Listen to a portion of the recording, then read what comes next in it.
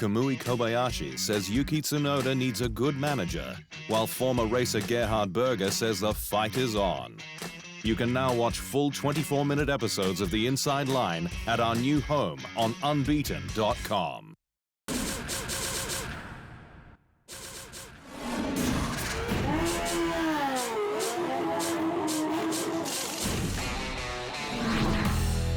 Former Grand Prix driver Kamui Kobayashi says his countryman, rookie Yuki Tsunoda, needs no advice to be strong on track, but having a great manager will help him navigate the obstacles off it. Kobayashi, who drove for Toyota, Sauber and Caterham between 2009 and 2014, knows how tough the sport can be and spoke about challenges Tsunoda will face with F1's official podcast Beyond the Grid. I think for sure, he can have a good result, but he could have maybe some mistake as well. In mistake, he need to have someone to explain well to the team. He need a kind of filter to manage himself because he is still young. Kobayashi, who now races sports cars, stated Tsunoda must also take care with how he's perceived, both inside and out of the garage. It's no doubt with his talent, his speed, he will be good in one day. But his point is how he managed to image to the team, how brand his name in the Formula One. 10-time Grand Prix winner Gerhard Berger says he sees the sport's headline battle between 7-time F1 world champion Lewis Hamilton and Max Verstappen raging deep into the season. Berger, who raced in F1 between 1984 and 1997, said that it's a welcome change from years of Silver Arrow's domination in an exclusive chat with Australian Grand Prix podcast In the Fast Lane. This year it really looks like it's a close battle between Red Bull and Mercedes. And we know both Max and Lewis are outstanding drivers, so I think we can look forward for good races. Berger played down any chances of either squad getting the upper hand, with development increasingly focused on 2022. We're gonna see a strong season and it's gonna be very close. I wouldn't know yet who I would put my money on, but that's exactly how a championship should be. Mercedes has hailed its knight, Sir Hamilton, for his stunning defensive drive in Bahrain, where supreme elation followed nail-biting nerves in the desert race's closing stages through to the last lap. Hamilton claimed his 96th win in Sakir, where he beat his Red Bull rival Max Verstappen by just over 7/10 of a second, with the final 15 laps providing edge-of-the-seat action. All of us were holding our breath, crossing our fingers, crossing our toes, and just hoping with everything we had that Lewis would be able to hang on to the end. That he did so in such style, that he did so with such inch-perfect positioning of his car at turn 4 when Max had that one go at him. But while Verstappen passed Hamilton for the lead on lap 53, he had to hand it straight back with the overtake made off track, ensuring the final 3 laps were ones to remember. Last year we managed to win lots of races with a very strong set of performances, but there will be very few races as memorable. Ferrari has admitted a return to the podium is a long way off for the team. Charles Leclerc finished 6th last time out in Bahrain, with Carlos Sainz 8th, 30 seconds off third-placed Valtteri Bottas. The gap is still very clear compared to the top competitors, which in the race still was big, so it was still a long way. But it will depend as well track to track, Binotto said.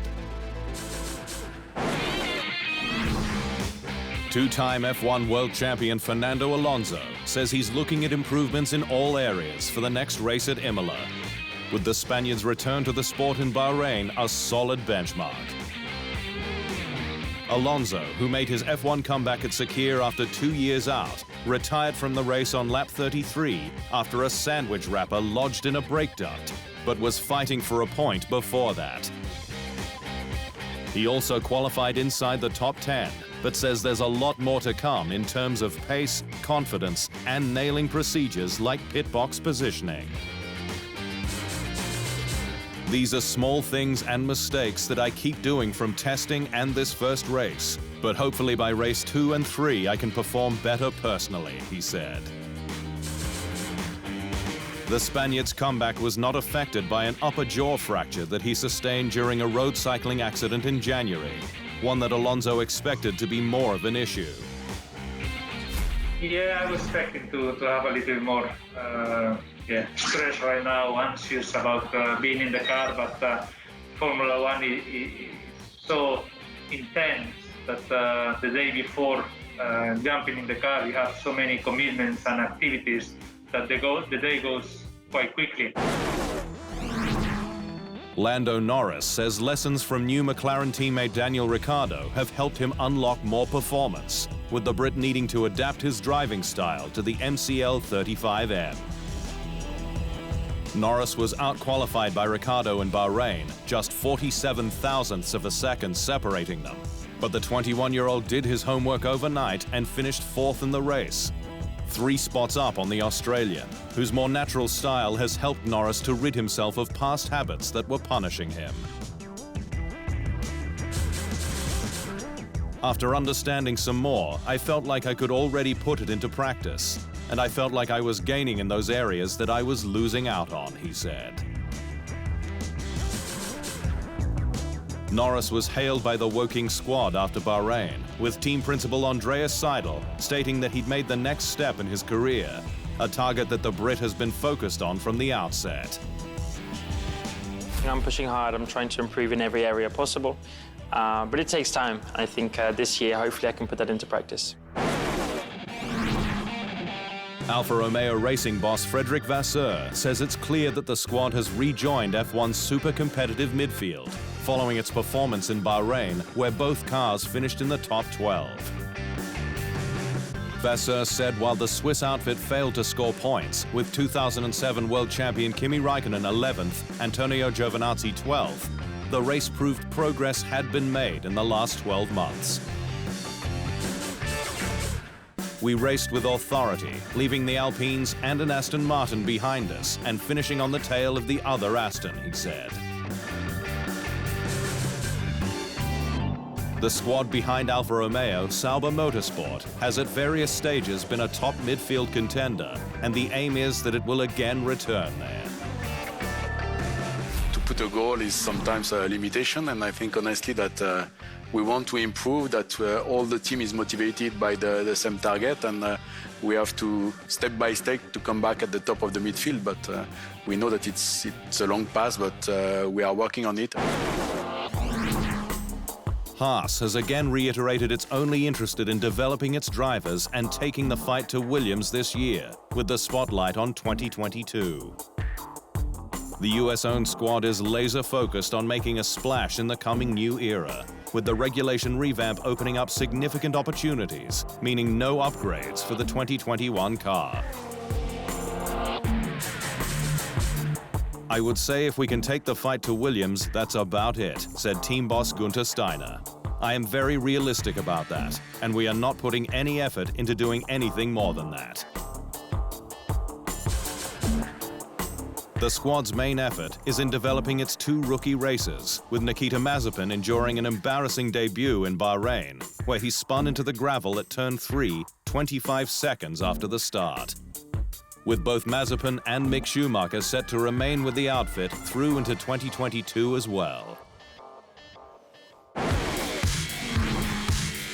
McLaren's driver lineup may be one of the strongest in the paddock, with Daniel Ricciardo and Lando Norris a perfect mix of youth and experience.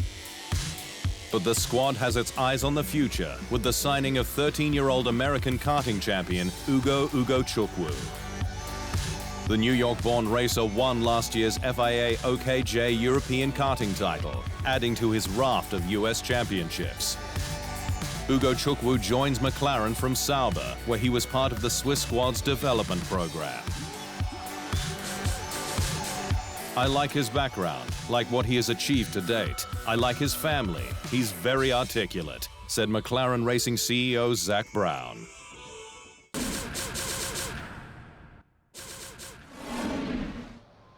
Thanks for watching. To stay up to speed on all things Formula One, make sure you hit the subscribe button.